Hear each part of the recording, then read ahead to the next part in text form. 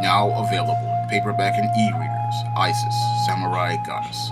The goddess next door takes on kung fu killers in this action-packed martial arts Isis series adventure. Get Isis, Samurai Goddess in paperback and e-readers today. DC Comics' new Wonder Woman movie looks like it's going to be a critical success. It has been praised by film critics all over the world, and that pretty much is going to lead into probably a #1 box office opening this weekend. And if this Wonder Woman movie pretty much is a critical success and a financial success, that pretty much means that we're all going to be stuck with Zack Snyder and Chris Nolan's vision for DC Comics superhero movies for the foreseeable future. And I'm not really happy about that because when it comes down to Zack Snyder and Chris Nolan's vision of DC Comics, it doesn't capture the heart of DC Comics, it doesn't capture the soul of a DC comic, and it does not capture the spirit of DC Comics superheroes and what they represent. Now, when it comes down to DC superheroes like Wonder Woman, they're supposed to be our friends and they're supposed to represent hope. Instead, what we get from Zack Snyder and Chris Nolan is a vision of darkness, anger, and misery. And that's not what DC superheroes are about. And we really have not gotten a clear picture of DC superheroes from any of Zack Snyder or Chris Nolan's films, whether it be Man of Steel or Batman v Superman or even this Wonder Woman movie. We have not gotten what these characters represent or what they are truly about in any of these films. And if this Wonder Woman movie becomes a critical and financial success, we're never going to see what these characters are or what makes them great on screen.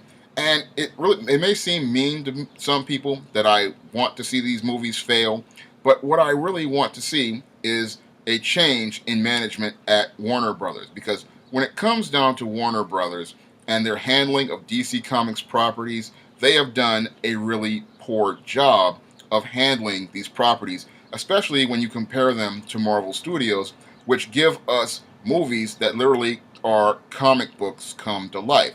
And when you look at DC Comics and Warner Brothers' handling of their properties, it's clear to me that they're still stuck in the 1990s, still trying to push the same vision that they had in the 1990s from old Batman films that pretty much are obsolete and passe compared to what we're getting today.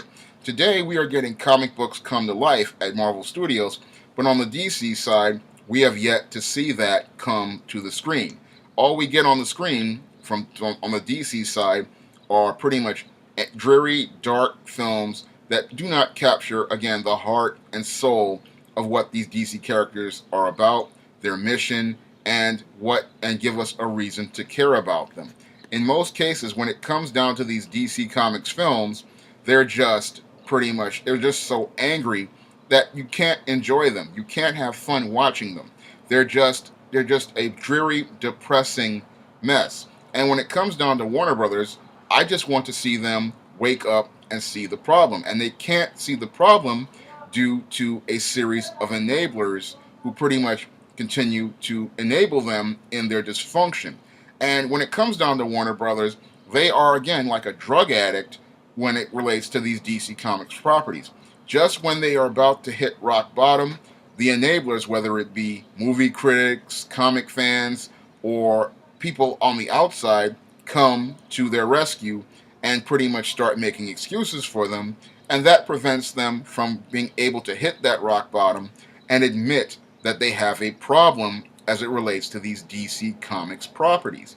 Because their handling of DC Comics properties is pretty much a dysfunctional picture, especially when you look at their films like Batman v Superman or Man of Steel. Who wants to watch an angry Superman? Who wants to watch Batman fight Superman? And who wants to watch a Wonder Woman that is pretty much not true to the source material, a film set in World War I, not World War II? And that's one of the big problems I have with these DC Comics films. They don't respect the source material, they don't respect the characters, they don't respect the mission, and that's one of the big problems I have with Warner Brothers as it relates to the handling of their DC Comics properties. Marvel Studios makes every effort to respect their material, But Warner Brothers makes no efforts to respect their material. And that's why they have pretty much had next to no success when it comes down to these superhero films. They pretty much don't see that if they would respect the source material, their fans would become enthusiastic and they'd be able to energize their fan base in the way Marvel Studios has. Marvel Studios films are successful because they pretty much respect that source material and they respect the characters, and because they respect the characters and people see comics come to life, they have an incentive to go see these movies. And their movies are so much fun, you want to share them with your family and friends.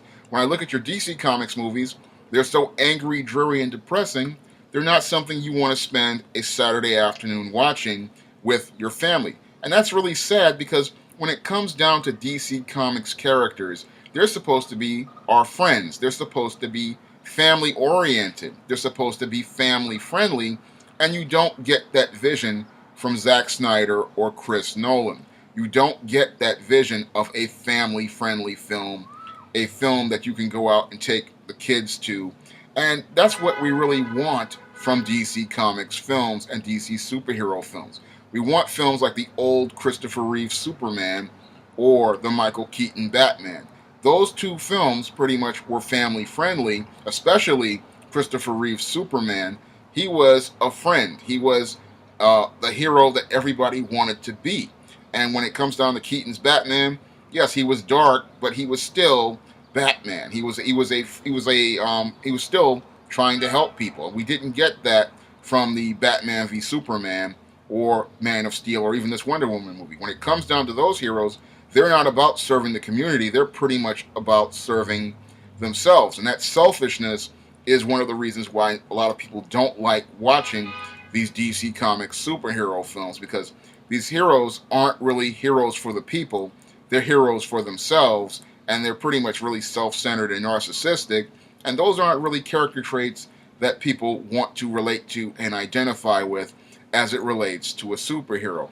And when I look at this DC Comics Wonder Woman movie and it being a success, I look at it as a longer-term failure for Warner Brothers and the DC Comics brand, because as long as people keep enabling this dysfunction at Warner Brothers and DC Comics, they have no incentive to get better or improve the quality of their products. They pretty much will look at this Wonder Woman movie as a glimmer of hope, think that people will continue want to watch this type of film, and they will go out and make more types of films like this, featuring this dark, dreary, depressing model, these selfish, narcissistic characters, and present this whole dark vision of a hero, which really does not fit the vision of what these DC Comics characters truly were meant to represent.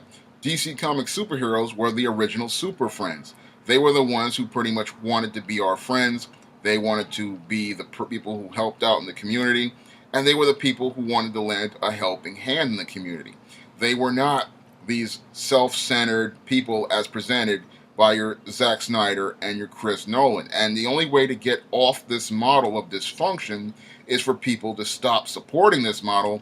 Unfortunately, because this film is getting a glimmer of hope, that gives Warner Brothers a glimmer of hope to continue going on this direction, even though it's the wrong direction, and it's a direction that is detrimental to their brand and their properties. The only way for Warner Brothers to wake up and see the light about their properties is to see this whole DC cinematic universe collapse, and then maybe once they see that happen, they can go and make a serious effort towards cleaning house at Warner Brothers regarding the DC Comics films, DC Comics publications, and the DC Comics brand. And that cleaning of house needed to have been done years ago. Unfortunately, because comic fans continue to enable that dysfunction, that house cleaning never gets done, and that setting a new course for the DC Comics brand in the 21st century gets delayed another 5 to 10 years, and the brand continues to decline in quality, all because of a small group of enablers who won't let the attic fall and hit rock bottom. That's all I have to say for this video. You can comment, rate, and subscribe.